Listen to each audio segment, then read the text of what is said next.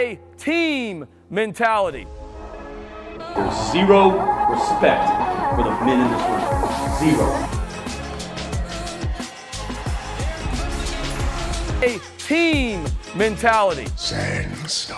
What up, Gamecock Nation? It's your boy Gamecock OV here once again on the newly named Garnet and Black Reports. Had to do something different with the name. I figured this will stick out a little bit better. Thank you, Tom Cruise.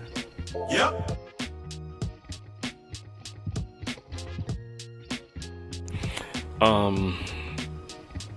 So I'm gonna just get right into it. I don't think I'm gonna do any type of intro. Well, the intro already played.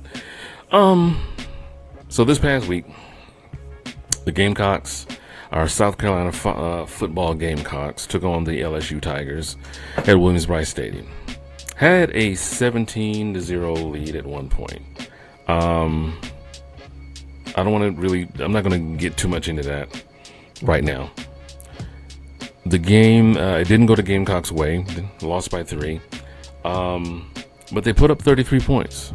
The Gamecocks right now are averaging about 29 points a game, which is definitely an improvement from last year as far as their offensive ability. The running game pretty much was stout. I believe Rocket Sanders had, almost 150 yards.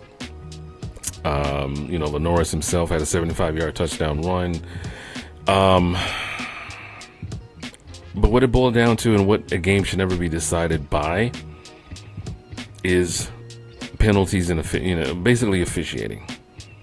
Now the Gamecocks did accrue quite a number of penalties, 13 I believe, and that's just way too many penalties to accrue in a crucial game, especially a conference matchup like this, and expect to come out on top. With that being said, there were ample opportunities for the Gamecocks to kind of put the game away. You never want to say, oh, it was this call or that call that cost us the game. Penalties, Yeah, that's true. even if they were kind of suspect or things of that nature, you want to put yourself in the best position to win the game in spite of penalties and not because of penalties. So I just wanted to give my 2 cents on that because, I had this game as a win simply because the Gamecocks are finding their identity. They're finding what they do best. And that they wanted to run the football, and they did just that. So that's a box checked off. Even though Lenoris Sellers did get injured in the game, things of that nature, guess what? Robbie Ashford came in, and he did all he could to put us into a position to actually win the game. And big ups to those young men, for them to hold their heads up high, because it's I would imagine it's very hard to come in with your backup, even though I'm sure he's quite acclimated to SEC football, having played at Auburn and having played against the Gamecocks at some times in his career. He knows what the atmosphere is like. It wasn't a moment too big for him or anything such as that, and we just came up short. Now, when it comes to the officiating, I'm just going to again say this, and then we'll move on.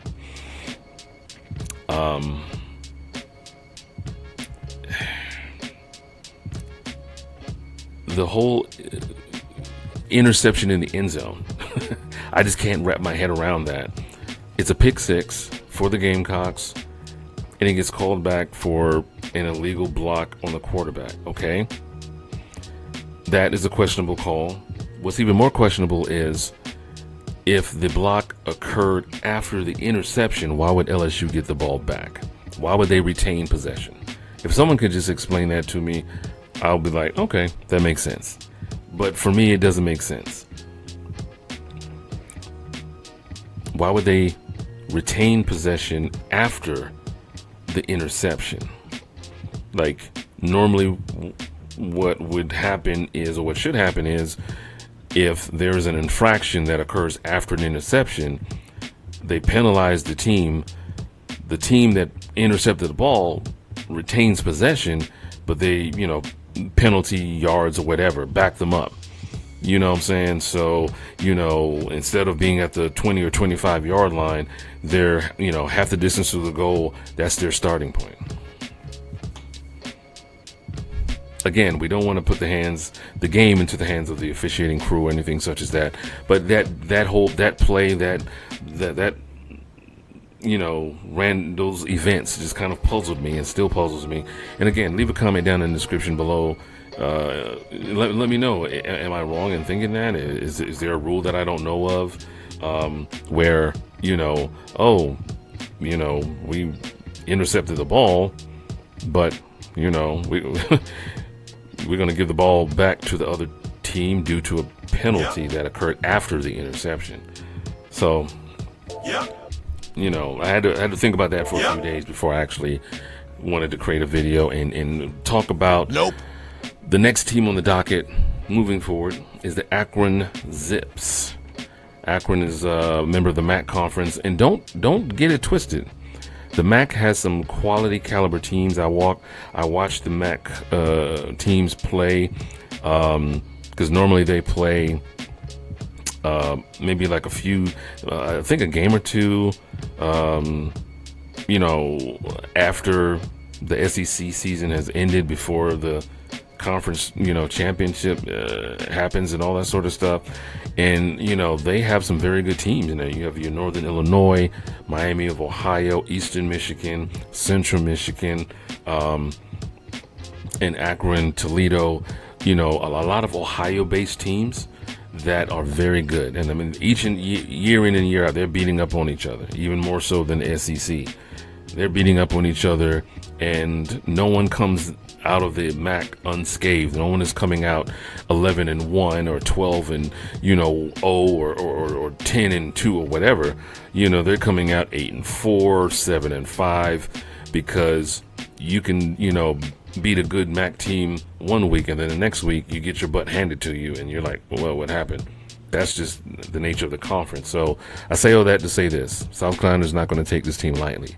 They use a dual quarterback system, actually having two quarterbacks, according to Shane Beamer, on the field at the same time. So they could pretty much do some sort of trick play where the ball ends up in the hands of one of the quarterbacks, and he has the accuracy and touch to throw it downfield, versus it just being a running back or a receiver doing some gadget play or whatever. So with that being said, this is a chance for the Gamecocks to take their frustrations out, so to speak. Take their frustrations out on Akron. I do see this as a win at Williams-Brice Stadium. Being at home, losing at home is definitely hard, especially losing the way that they did, especially after a hard-fought game against LSU. I think this will definitely help before their bye week. And then, the next home game will be against Ole Miss, who is top 5 team in the country. Great team, great offensive team, putting up points. So it's going to come down to what our defense can do against that offense. And to mention, former South Carolina receiver Juice Wells transferred to Ole Miss. So yeah, Juice is coming back to Williams-Brice. So if anyone knows exactly how the Gamecocks operate, it will be him. But we're not going to get ahead of ourselves. Akron Zips, Williams-Brice Stadium, this Saturday. I'm definitely going with the South Carolina football Gamecocks on this one. And, I'm going to say 35-10. 35-10. We again eclipsed the 30-point mark in this game. I'm going to say 35-10. Regardless of if Lenora Sellers is able to start or Robbie Ashford is out there, I think we run the football and we run it effectively. So with that being said, thank you for tuning in. I greatly appreciate it. Continue to like, subscribe. This channel is pretty much a kind of a split off from one of my other main channels, but this channel is strictly just Gamecock. Thank you so much for tuning in. I am Gamecock OV. Definitely continue to root for the Gamecocks. Gamecock Nation, stand up. You know who it is. You know what it is. And you guys have a great day. Stay cocky. This is a culture built on love, man.